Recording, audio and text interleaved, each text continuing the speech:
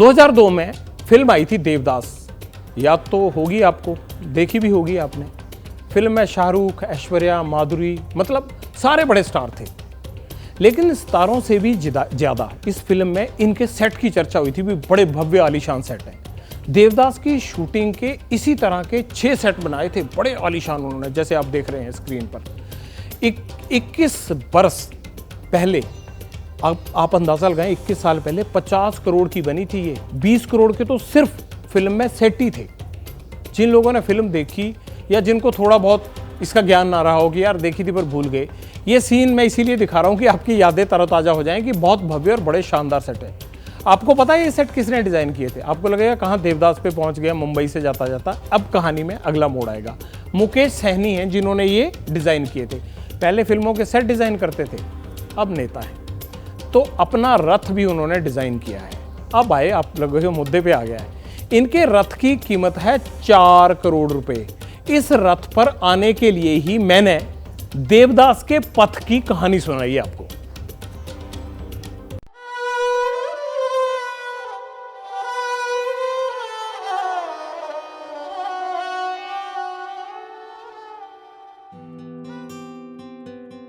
चमक ऐसी कि आंखें झपकना भूल जाएं, शानो शौकत ऐसी कि राजा महाराजा भी शर्मा जाएं, राज सिंहासन जैसी कुर्सी, राज दरबार जैसा फील।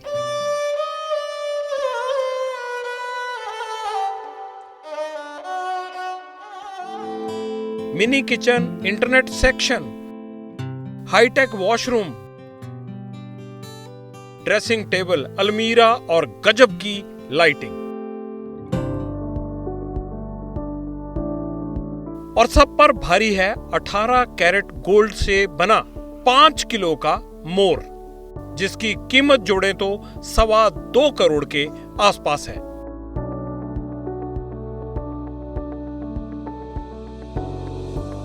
नक्काशी पर सोने का पानी, दीवारों पर मधुबनी पेंटिंग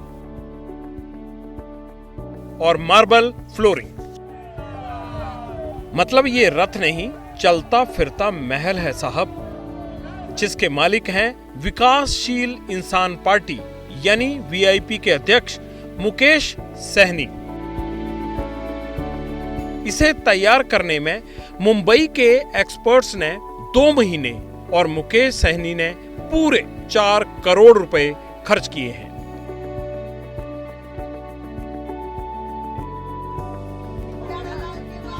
लोकसभा चुनाव सिर पर है, इसलिए नेताजी बिहार, झारखंड और उत्तर प्रदेश की यात्रा पर है।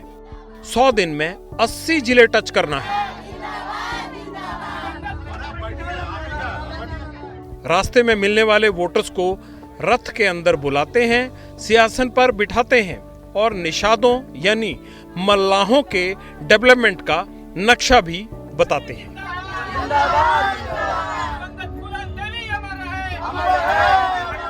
मल्लाह का बेटा खाली मछलियां नहीं मारेगा, आगे भी मारेंगे। बात तो बड़ी अच्छी है, लेकिन अच्छा तभी होगा जब वादा चुनाव जीतने के बाद भी नेताजी को याद रहे।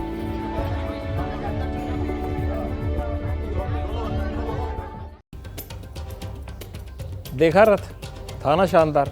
बिहार और झारखंड में घूम रहा है। रथ देखकर मेरी तो आंखें चौंधिया गई। जिन लोगों के लिए मुकेश सहनी 4 करोड़ रुपए के रथ में घूम रहे हैं वोट के चक्कर में, उनकी जिंदगी का पहिया कैसे घूम रहा है, घूम भी रहा है या अटक गया है कहीं पे, ये चेक करने के लिए साहनी साहब के उन इलाकों में पड़ताल करना बड़ा जरूरी था जहां नेताजी अपने बड़े बेस का दावा करते हैं।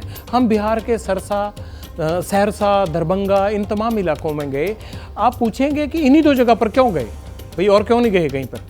सहरसा इसलिए गए हम क्योंकि सिमरी बख्तियारपुर उनकी कर्मभूमि है और दरभंगा उनकी जन्मभूमि।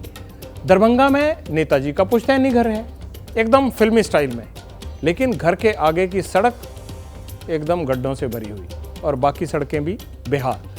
हमारा मकसद क्या था? हमारा मकसद ये था कि ये रथ तो घूम रहा है, लेकिन देखें जिस जनता से वोट मांग रहे हैं उनकी जिंदगी का रथ घूम रहा है या नहीं, तभी तो पड़ताल करेंगे ना। ये सोने का ये लटके झटके दिखा के, भाई जनता का भी इतना सोचो ना। उनको सड़क नहीं मिलती, आप रथ घुमा रहे हैं।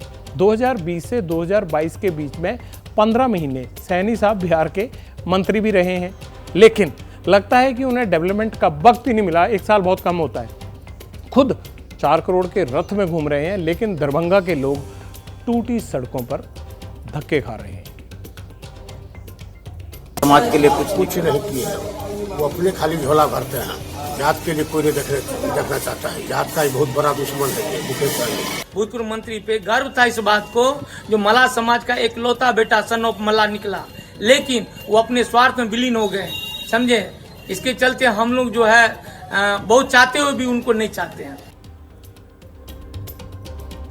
सहरसा खगड़िया को मुकेश सहनी साहब अपनी कर्मभूमि बताते हैं। 2019 का लोकसभा चुनाव खगड़िया से ही लड़े थे। 2020 का विधानसभा चुनाव सहरसा में सिमरी बख्तियारपुर सीट से लड़े थे, हार गए। हमें लगा कि इस बार जीत के लिए जोर लगा रहे होंगे, तो इलाके में कुछ ना कुछ तो काम किया होगा, इसलिए हम पहुंच गए। पर हमें क्या पता था कि तस्वीर उल्टी है।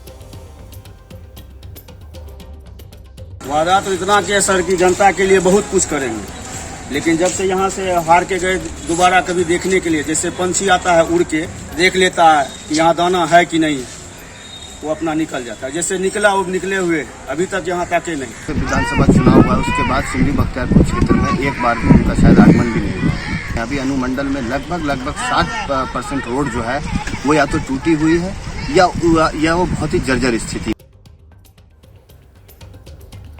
मुकेश सहनी ने अपना डेवलपमेंट किया, इलाके को भूल गए। ये हम नहीं, दरभंगा और सहरसा के लोग कह रहे हैं। हमने नेताजी का करोड़ों का रथ और आलीशान घर भी दिखाया, अब उनकी दौलत पर नजर डाल लीजिए। 2019 के लोकसभा चुनाव में मुकेश सहनी ने 11 करोड़ 96 लाख रुपए की संपत्ति बताई थी, ये जो बताते हैं चुनाव आयोग को।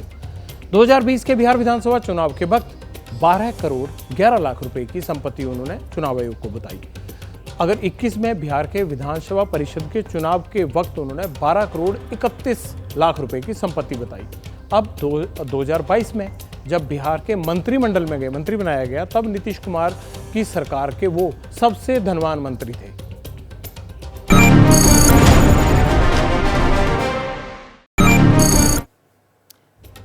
घूमिए सहनी साहब, खूब घूमिए।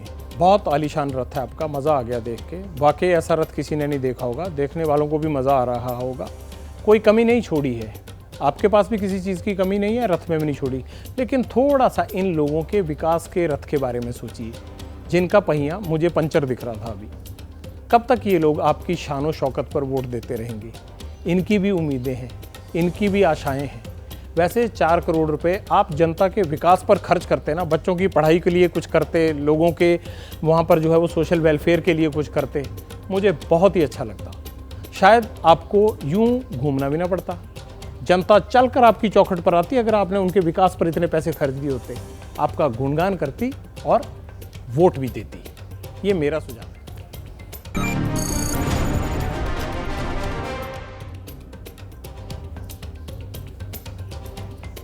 अब आपके पसंदीदा चीज़ का वक्त आ गया है। आपको इंतज़ार होगा कि टाइम होने वाला है 9:40, पब्लिक कमेंट्स का वक्त है। आपके कमेंट्स पढ़ने हैं, यकीन मानिए। आपको साथ साथ मुझे भी इनका जो है ना बड़ा बेसब्री से इंतज़ार रहता है कि यार वो तो कर रहे होंगे, मैं भी कर रहा हूँ। देखते हैं आज क्या है।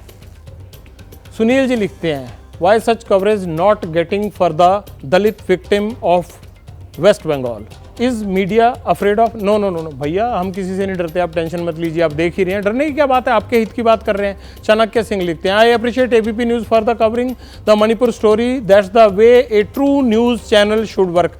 थैंक यू चाणक्य जी, आगे भी कोशिश करते रहेंगे।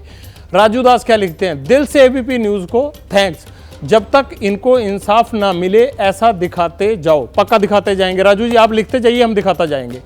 बजरंग सैनी जी क्या लिखते हैं, सर आप इतनी गर्मी में डबल सूट कैसे पहन लेते हो? ओहो भाई साहब, बजरंग जी थैंक यू। ये वैसे जो है ना समर सूट है, और वैसे भी हमारे यहाँ क्योंकि बहुत सारी मशीन्स लगी होती हैं बजरंग जी, तो एसी बहुत तेजी से चल रहा होता है, पर इसमें गर्मी नहीं लगती है। आपको भी बताएंगे जब कभी आप मिलेंगे तो। आपसे बातें और करनी है, खबरें और हैं, मगर ब्रेक की ऑब्लिगेशन है, लेना पड़ेगा। आप इंतज़ार करिएगा, मगर उस पार बेहद शानदार स्टोरी आपका इंतजार कर रही है और मुझे पता है आप मेरे द्वारा आने का इंतजार पक्का करोगे। पत्रकारिता कोई इमोशन नहीं है, ना अपना कोई ज्ञान देना है और ना कोई विचार थोपना है। पत्रकारिता क्या है?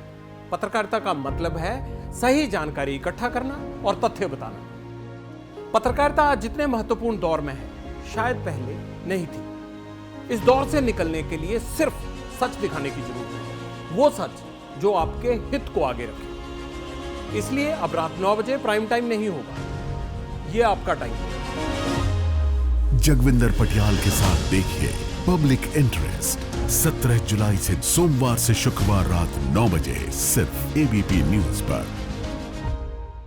एबीपी न्यूज आपको रखे आगे।